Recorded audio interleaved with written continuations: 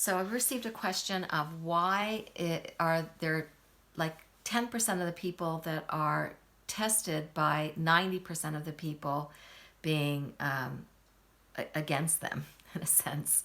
So let me put this in another way, that there's the status quo of how people think, right? The world is flat, right? That's one of the status quos that we had at one point. And then there comes people with new information that that confront that status quo thinking and help humanity raise into higher levels. Now, the souls that came as that 1% maybe, or 10%, or that's against the grain, against the status quo, those souls go through this kind of mastery training where they are tested by others that will try to install fear in them, as like, you will burn you at the stake if you continue with that thought system. We'll exclude you from our gatherings if you continue with that thought system. We'll make life difficult for you if you continue with that thought system. And it's only it's the resistance of the bulk of people who do not really want to grow into a greater awareness.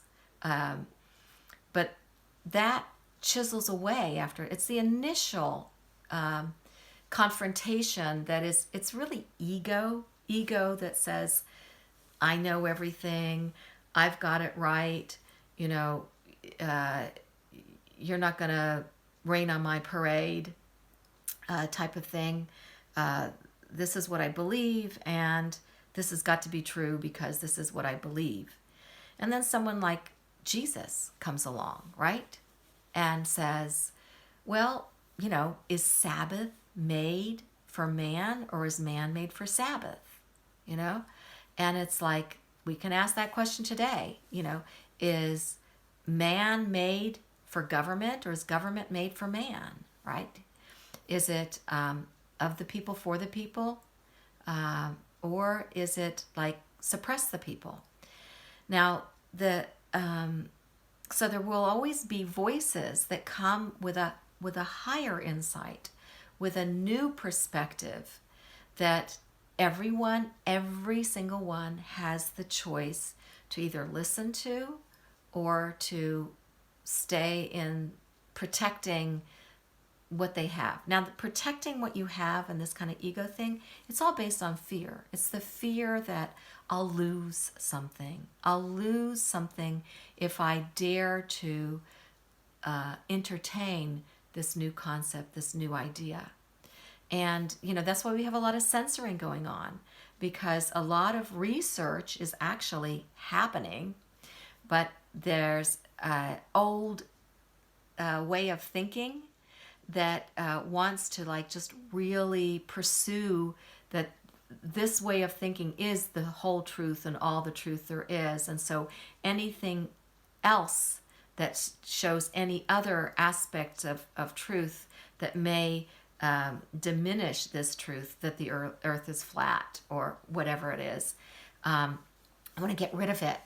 We burn it at the stake, or we censor it, or whatever it is, instead of allowing for these things to come out and to be our fuel for advancing in new directions and in new ways. And we personally do that. It's like, how many people's like, I don't want to hear that. I know what I know, and your piece of information is confronting my piece of information, my belief system, so I don't want to know it. And that's how you stagnate. That's how you stagnate. You don't grow anymore. You don't flow anymore. So it's actually fantastic to hear different perspectives that are very opposite to you. And I had a very strong political stance in one way, which was a big majority but there was another majority that was building up on the other side too. And my sister was on the other side, and I was like, oh my gosh, how could you think that way, right? But I listened to her, and I got enlightened. I got more insight, and I got to see that this particular political view was a big propaganda too. Not that the other side was like all right and this side was all wrong. It was just like there was so much propaganda being just fed and bombarding me and in this one level that I didn't have the openness to see the other side. But then when I did have the openness to see the other side, I got more information that just made me richer, came up on a higher level. Not where I took sides so much, or I stopped taking sides, but I started to see what is and be able to work with what is much more. So the going with the crowd is an old flock mentality. You know, the animals that are praise to the lions, the predators, basically, they feel more comfortable in the flock. But actually, it makes the hunting for the predators much easier because you're all together and they can like just, pick whatever they want within the flock. So it's a sheep mentality in a sense. It's a very sheep mentality to stay in the flock. But if you have more of a thriver mentality, not fear to survive, but thriving to live mentality, you go in your own direction, right? The predators, they can't follow a million people in a million different directions. They, and if you really are thriving and going in your own direction, being your own true self, then a predator can't catch up, just can't catch up because you're thriving in your direction that you're going. So that's what I have to say about the few, the like 10% against the 90% that want to pursue one way of thinking, which is a flock mentality that actually comes from a minuscule, maybe 1% that just knows how to get power, take your power away, get you to give your power away.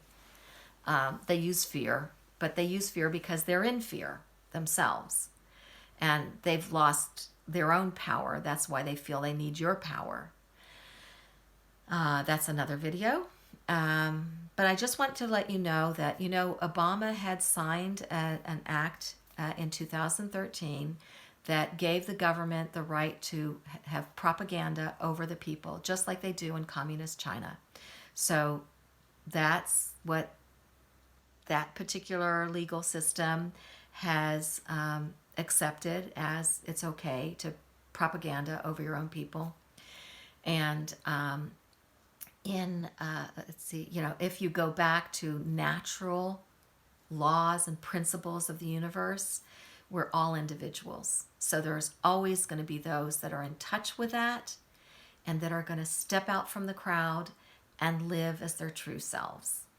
And that can be inspiring to other people to do as well. So go forward in this day with blessings.